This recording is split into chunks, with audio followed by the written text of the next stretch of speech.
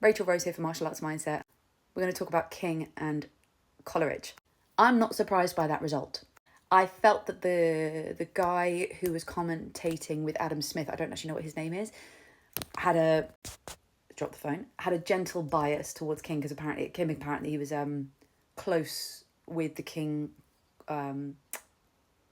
camp, which isn't criticism, by the way. I think I had a conversation with Adam Smith recently for my podcast, which was about how do you stop the biases when you know that you want someone to win or you're looking for the hopeful side of things, and he gave a great answer. Go watch the podcast in a few weeks, it'll be out soon.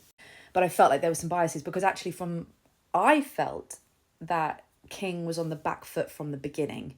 That doesn't mean he wasn't doing good work. He was doing some really good stuff, but I don't think he could handle Kolarik's explosivity, the way that Kolarik could close the distance. He was coming forward a lot more. I feel like King is the taller, rangier fighter, but wasn't utilising those long, straight shots. He could have stopped Kolarik on the way in with that 1-2, just catching him coming forward, but I don't really feel like he was doing that. I felt like a lot of his stuff was delayed.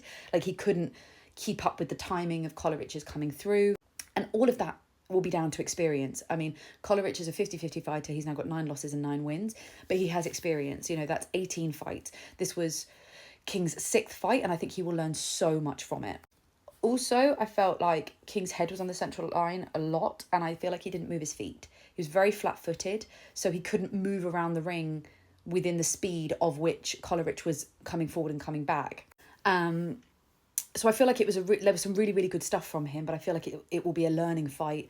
And actually, what a blessing to have a learning fight so early in your career.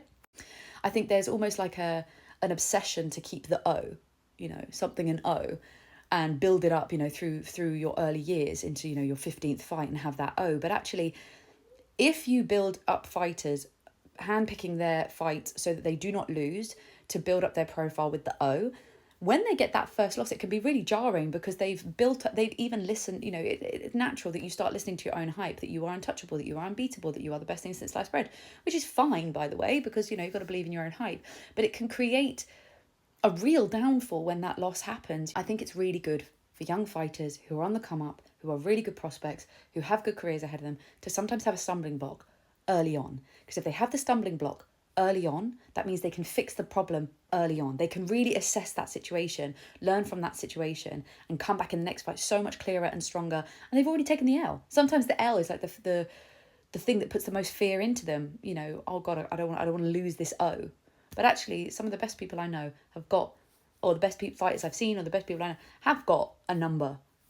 Something and something and something, not an O. And they have their best lessons through it. I think Skye Nicholson is a real example of that. She took her first L recently, and I think she's going to come back an absolute weapon for it. She was a weapon before, but even more so because she has less of the fear of losing, and she's now understood her own self more through that loss. So yeah, I feel like that was a good one. I feel like it's a good lesson for him. And well done to oh my God, my brain's just gone blank. Kolarik!